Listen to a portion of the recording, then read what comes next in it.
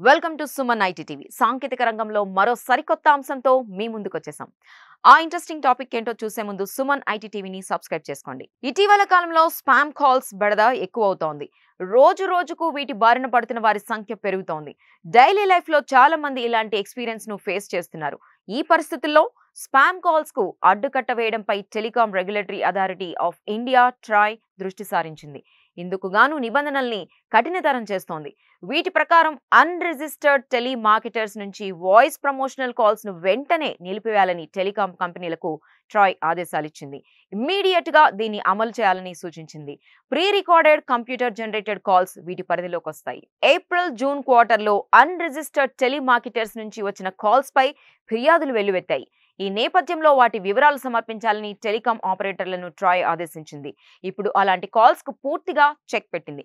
ఎవరైనా ఈ rules break చేస్తే 2 ఏళ్ల పాటు యాక్సెస్ నిలిపివేస్తామని హెచ్చరించింది. అలాగే స్పామ్ ఫ్రాడ్ కాల్స్ కు భారీ సంఖ్యలో కనెక్షన్లు వాడే సంస్థలను బ్లాక్ లిస్ట్ లో చేర్చాలని సూచించింది. చూశారు కదా, ఇవి టెక్ కి సంబంధించిన అప్డేట్స్. ఇలాంటి మరిన్ని విశేషాల కోసం సుమన్ ఐటీ టీవీని మిస్ కాకుండా చూడండి. Thank you for watching this video.